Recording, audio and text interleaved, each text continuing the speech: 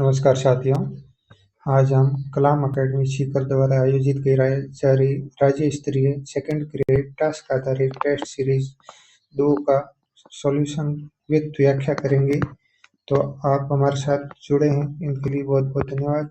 हम सुबह से मेहनत कर रहे हैं आपके लिए वीडियो रिकॉर्ड करने के लिए, तो 5-6 घंटे लग गए हैं। इस मेहनत के बदले हम आपसे आशा करते हैं कि आप हमारे चैनल को सब्सक्राइब करेंगे और लाइक का बटन अवश्य दबाइएगा। हमारा प्रोत्साहन यही है, हम आपसे किसी प्रकार के रुपए की मांग नहीं करते हैं, इतनी आपसे आशा करते हैं और सकारात्मक कमेंट की भी हम उम्मीद रखते हैं। तो चलो हम शुरू करते हैं प्रश्न नंबर 1 से। ये प्रश्न नंबर 1 है, कारण कथन का प्रश्न है। तो मैं आज आपको बताऊंगा कि इसको सॉल्यूशन भी कैसे करना है। इसमें पहला है कथन, ओसिया जोधपुर के मंदिर गुर्जर प्रतिहार स्थापत्य शैली के उत्कृष्ट उदाहरण है। ये कथन है। और कांड देख रहा का है, इन मंदिरों में मुख्य मंदिर के नीचे अलंकृत मंच, अलंकृत खंभे और पुरानी साल की समतल है। तो इन्होंने मतलब विशेषता पूछी है कि भाई गुर्जर प्रतिहार स्थापत्य शैली की विशेषता है नहीं है। इस प्रकार के प्रश्नों को सॉल्यूशन करते समय पहले कथन को पढ़ के फिर क्यों की लगाएं। क्यों की लगाने पर आपको लगता है कि ये कारण सही है तो आगे करना है। जैसे ओसिया जोधपुर के गुर्जर के मंदिर गुर्जर प्रतिहार स्थापत्य शैली के उत्कृष्ट उदाहरण है, क्योंकि इन मंदिरों में मुख्य मंदिर के नीचे अलंकृत मंच, अलंकृत खंभे एवं पुरानी साल की समतल सत्तें हैं।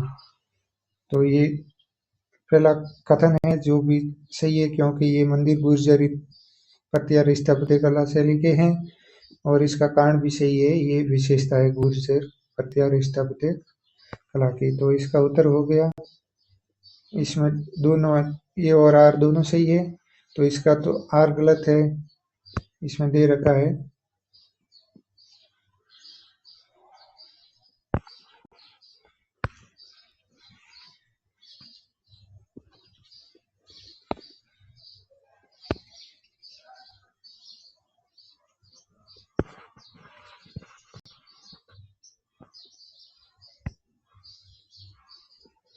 तो आर गलत है, तो ये 1 नंबर गलत हो गया और 2 नंबर में भी ए गलत है, तो ये भी गलत हो गया। अगर 3 नंबर में ए और आर दोनों सही है तो सही है, और आर ए की व्याख्या कर रहा है, व्याख्या भी कर रहा है। 4 नंबर में ए और आर सही दोनों दे रखा है मगर व्याख्या नहीं कर रहा है, ये दे रखा है, तो इसका उत्तर होगा 3 नंबर। ओके, ये है इसकी व्याख्या। ओसिया जोधपुर मैं आपको सुना देता हूँ और आप भी पढ़ लीजिएगा। ओसिया जोधपुर के मंदिर गुर्जर प्रतिहार स्थापत्य शैली के उत्कृष्ट उदाहरण है, क्योंकि इन मंदिरों में मुख्य मंदिर के नीचे अलंकृत मंच, अलंकृत खंभे, गर्भगृह की पीठ पर वेदी बंद एवं पुरानी साल की समतल सतहें जो गुर्जर प्रतिहार स्थापत्य शैली की विशेषता है। तो ये इसकी व्याख्या हो गई।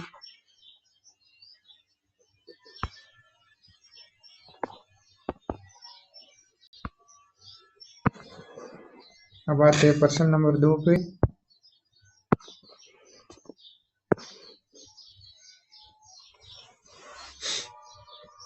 उदयपुर के निकट एकलिंग जी का मंदिर किस शासक ने बनवाया था? ये प्रश्न है, तो इसका उत्तर है बप्पा रावल, जिन्होंने इस मंदिर का निर्माण कराया था। अब इसकी व्याख्या पढ़ लेते हैं। एकलिंग जी का लकुलिश मंदिर उदयपुर जिले के कैलाशपुरी गांव में स्थित है। इस मंदिर का निर्माण 8वीं सदी में, याद रखिएगा यहाँ पे दे रखा है 8वीं सदी, समय भी पूछ लेता है तो 8वीं सदी याद रखिएगा। और शासक थे बप्पा रावल ने करवाया था। इसका पुनर्निर्माण है, इस बार हो सकता है आरपीसी का भी पुनर्निर्माण, मतलब मुख्य प्रश्न से हट के पूछ रही है आजकल तो पुनर्निर्माण भी आरपीसी पूछ ले। तो पुनर्निर्माण महाराणा रायमल ने करवाई, ये भी याद रखिए। महाराणा कुंभा ने इस मंदिर की पूजा व्यवस्था हेतु, याद रखिएगा, निर्माण महाराणा बप्पा रावल ने, महाराणा नहीं थे वो, बप्पा रावल ने करवाया, ठीक है। पुनर्निर्माण है जो महाराणा रायमल ने करवाया। और अब तीसरे शासक की एंट्री हो रही है। महाराणा कुंभा ने पूजा व्यवस्था हेतु, याद रखिएगा यहाँ पे कुंभा आया नाम, नागदा, कालोडा और मालखेड़ा व विमाना गांव, कितने 4 गांव है, नागदा, कालोड़ा, मालाखेड़ा व विमाना गांव, किस लिए दिए थे? पूजा व्यवस्था हेतु। ठीक है, किसने दिए थे? मारना कुंभा ने। एकलिंग जी मेवाड़ राजघराने के कुल देवता हैं। एकलिंग जी मेवाड़ के राजघराने के कुल देवता थे, जबकि मेवाड़ के शासक समय को इनका दीवान मानते थे। वो खुद को शासक नहीं मानते थे, दीवान का मतलब एक तरह से सेवक मानते थे। वो कहते थे कि हमारे शासन करने वाले थे एकलिंग जी, हम तो उनकी आज्ञा का पालन करने वाले। तो क्या मानते थे? दीवान। मंदिर के गर्भगृह में काले पत्थर से निर्मित एकलिंग जी रंग भी पूछा गया है, तो आप याद रखिएगा काले पत्थर से, ठीक है। एकलिंग जी की प्रतिमा है। यहाँ कुंभ द्वारा निर्मित विष्णु मंदिर भी है। इसी मंदिर के अंदर यहाँ पे मारना कुंभ द्वारा निर्मित विष्णु मंदिर भी है। तो ये सब फैक्ट बहुत मोस्ट इम्पोर्टेंट है, ठीक है। तो हम आगे बढ़ते हैं प्रश्न नंबर 3 की तरफ। ये प्रश्न नंबर 3, निम्नलिखित कथनों पर विचार कीजिए। सीकर का हर्षनाथ मंदिर शैव परंपरा से संबंधित है, ठीक है। यह शेखावटी पहाड़ी क्षेत्र में, शेखावटी एरिया है, उसके पहाड़ी क्षेत्र में स्थित होकर प्रत्यार शैली की विशेषताओं को प्रदर्शित करता है। तो इसके कथन हो गया शैव परंपरा सही है, और दूसरा भी सही है, प्रत्यार शैली का है। तो इसकी व्याख्या पढ़ लेते हैं। हर्षनाथ मंदिर सीकर में हर्ष की पहाड़ी पर स्थित एक गुर्जर प्रत्यार स्थापित, कहाँ पर है? तो याद रखिएगा सीकर जिले में, सीकर में हर्ष की पहाड़ी पर स्थित एक गुर्जर प्रत्यार कालीन मंदिर है। हर्ष मंदिर में शाकंभरी सांबर के सोहान विग्रहराज द्वितीय का 1030 विक्रम संवत का शिलालेख मिला है। इसी मंदिर से 1030 विक्रम संवत का शिलालेख मिला है। उक्त शिलालेख के अनुसार यह विशाल एवं कलात्मक मंदिर का निर्माण कार्य स्वान नरेश सिंह राज ने 961 ईस्वी में कराया था।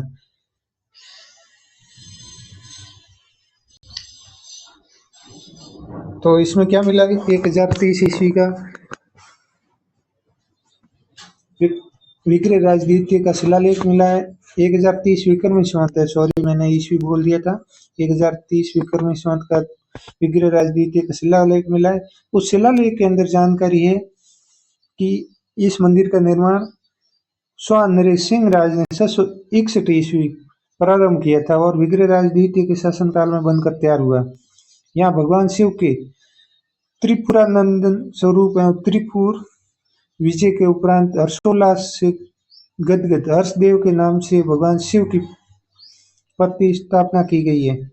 मंदिर में लिंगोद्भव शिव की मूर्ति स्थापित है, जिसमें ब्रह्मा और विष्णु को शिवलिंग का आदि और अंत जानने हेतु परिक्रमा करते हुए दर्शाया गया है। इसे औरंगजेब के सेनापति खान जहां बहादुर ने ध्वस्त कर दिया था। किसने ध्वस्त किया था ये भी पूछ सकते हैं। औरंगजेब के सेनापति खान जहां बहादुर ने, ठीक है, ध्वस्त कर दिया है। इसके बाद महाराजा शिव सिंह ने इसका पुनर्निर्माण किसने करा? महाराजा शिव सिंह ने इसका पुनर्निर्माण करा। ये इसके मोस्ट इम्पोर्टेंट फैक्ट है। और इसका निर्माण 761 ईस्वी में प्रारंभ हुआ और इसमें शिलालेख मिला है वो विग्रहराज द्वितीय का 1030 का शिलालेख मिला, ये भी याद रखिएगा, इससे ये जानकारी मिलती है। और इसका उत्तर हो गया 3 नंबर।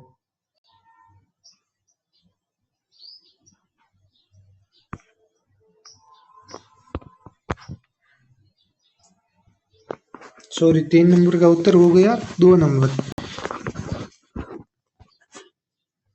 एक और दो दोनों इसकी कथन सही है, ठीक है। तो अब बढ़ते हैं अगले प्रश्न की तरफ। प्रश्न नंबर 4 है, राजस्थान के केशवराय पाटन स्थित केशव मंदिर निम्न में से किस देवता को समर्पित है? तो केशवराय मंदिर कहाँ है? बूंदी में स्थित है, संबल नदी के किनारे पर, ठीक है। और इसमें देवता है विष्णु भगवान। ये बूंदी में व्याख्या पढ़ लेते हैं। ये बूंदी में स्थित है, संबल नदी किनारे, जिसका राजा रंती देव ने संवत 1307 विक्रमी में निर्माण शुरू करवाया और 1641 में बूंदी के राव 70 साल ने इसे पूर्ण करवाया। भगवान विष्णु को समर्पित है। तो ये पूर्ण किसने करवाया था? ये याद रखिएगा।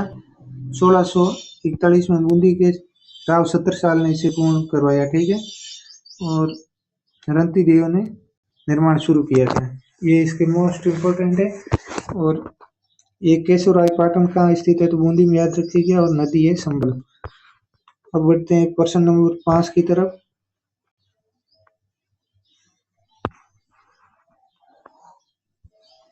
निम्नलिखित में से मंदिर व अवस्थित का कौन सा युग से सुमेलित नहीं है, तो गुलाब श्याम वैष्णो मंदिर गोकुंडा सही है। जगत शिरोमणि मंदिर है जो जयपुर में स्थित है, जिसका निर्माण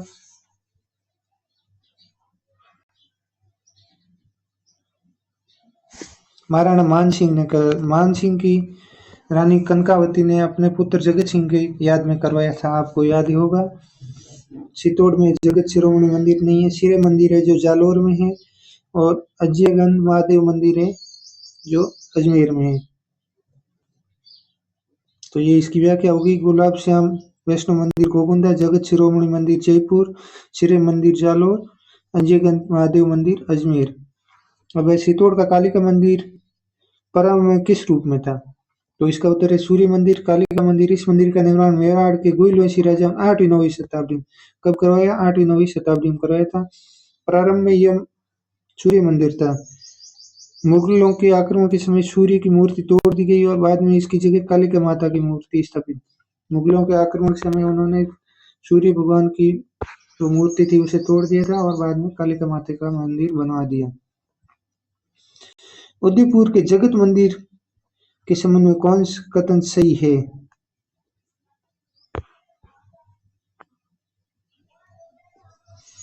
इसमें 3 कथन दे रखे हैं। विष्णु की 5 फीट ऊंची काले पत्थर की प्रतिमा इसमें प्रतिष्ठित है। ये पंचायतन शैली में बना हुआ है। शिव पार्वती गणपति और सूर्य के छोटे मंदिर भी यहाँ स्थित है। तो इसके कथन हो गए तीनों सही, इसलिए ए, बी और सी। ऑप्शन नंबर 4 उत्तर होगा, ऑप्शन नंबर 4, ठीक है। अब इसकी व्याख्या पढ़ लेते हैं। उदयपुर में स्थित इस मंदिर का निर्माण महाराणा जगत सिंह प्रथम ने 1651 में करवाया था। भगवान विष्णु को समर्पित इस मंदिर में भगवान की 5 फीट ऊंची काले पत्थर की मूर्ति है। इसे सपने से बना मंदिर भी कहते हैं। यह मंदिर पंचायतन शैली का 4 लघु मंदिरों से परिवर्तित होने के कारण इसे पंचायतन कहा गया है। मंदिर के चारों कोनों में शिव पार्वती गणपति सूर्य देवी के 4 लघु मंदिर तथा गर्भगृह में के सामने गरुड़ की विशाल प्रतिमा है। ये प्रश्न नंबर 7 हो गया। अब बढ़ते हैं प्रश्न नंबर 8 की तरफ। 4 सोमक शिव मंदिर निम्न में से किस काल से संबंधित है, तो इसका उत्तर है गुप्त काल। गुप्तोत्तर काल है जो 300 ईस्वी से लेकर 400 ईस्वी तक। मंदिर का वास्तविक विकास गुप्त काल से माना जाता है। गुप्तकालीन प्रारंभिक मंदिर सपाट छत वाले। गुप्तकालीन मंदिरों की विशेषता बताई गई, सपाट छत वाले जो पहाड़ काट कर बनाए गए। इसमें कोटा का दर्रा मंदिर एक नंदी मंडप युक्त। कोटा का दर्रा मंदिर, कोटा का सारसोमा मंदिर, चतुर्मुख शिवलिंग, झालरा पाटन का शीतलेश्वर मंदिर, शीतलेश्वर महादेव का मंदिर है जो राजस्थान का ज्ञात 389 वाला सबसे पुराना मंदिर है। ये भी पूछा जा सकता है, सबसे मोस्ट इम्पोर्टेंट है, सबसे पुराना मंदिर है ज्ञात तिथि का। कोटा का कंसुआ का शिव मंदिर तथा चित्तौड़ का माखनगंज मंदिर इस सम्मिलित हैं। तो ये हो गई इसकी व्याख्या। अब बढ़ते हैं प्रश्न नंबर 9 की तरह। नीलकंठ अजमेर के विषय में कौन सा तथ्य असत्य है, इस स्थान को नौगजा जैन मंदिर जैन तीर्थ भी कहा जाता है। यहाँ नृत्य मुद्रा में गणेश प्रतिमा है। इस मंदिर के स्तंभों को सुंदर सजीव व कलात्मक मूर्तियों से अलंकृत किया गया है। यहाँ पर शयन मुद्रा में हनुमान जी की विशाल प्रतिमा है। तो इसका 4 नंबर कथन है जो गलत है, बाकी वाले सभी सही है। सबसे मोस्ट होता है यहाँ पे प्रश्न पढ़ते समय ध्यान रखिए, सत्य पूछ रहा है असत्य पूछ रहा है। अब इसकी व्याख्या पढ़ लेते हैं यहाँ पर। नीलकंठेश्वर महादेव मंदिर राजौरगढ़ अलवर। यह एक गुर्जर पटियार कालीन मंदिर है। राजौरगढ़ के बड़ गुर्जर राजवंश में मंथन देव एक बहुत प्रतापी शासक हुआ, जिसने 10वीं शताब्दी ईस्वी में यहाँ भगवान शिव का नीलकंठ महादेव का एक अत्यंत सुंदर मंदिर बनवाया। इस मंदिर की दीवारें महामंडप, गर्भगृह तथा इसके गोलाकार भव्य स्तंभों को विभिन्न हिंदू देवी देवताओं और अवतारों की सुंदर सजीव और कलात्मक मूर्तियों से अलंकृत किया गया है। यह नगर नीलकंठ राजौरगढ़ के संयुक्त नाम से विख्यात हुआ। राजौरगढ़ में जैन धर्म बहुत लोकप्रिय हुआ। यहाँ जैन तीर्थंकर पार्श्वनाथ की विशाल प्रतिमा पर प्रतिष्ठापित है, जिसे 9 गजा कहा जाता है। क्या कहा जाता है? 9 गजा। इस भव्य मंदिर के निर्माण संबंधी शिलालेख विक्रम संवत 1101 का यहाँ स्थापित नृत्य करती हुई गणेश प्रतिमा के नीचे उत्कीर्ण किया गया है, जो अलवर राजकीय संग्रहालय में संरक्षित है। तो ये हो गया प्रश्न नंबर 9। और प्रश्न नंबर 10, देलवाड़ा के मंदिर समर्पित हैं। ऋषभ देव को, नेमिनाथ को, पार्श्वनाथ को। तो इसका उत्तर है ये तीनों ही हैं। तो हो गया उत्तर नंबर 4। अब इसकी व्याख्या पढ़ लेते हैं। देलवाड़ा समूह के मंदिर ऋषभनाथ, नेमिनाथ, पार्श्वनाथ व महावीर स्वामी को समर्पित हैं। तो ये 10 प्रश्न हो गए हैं और 10 प्रश्न है जो हम बाद में करेंगे।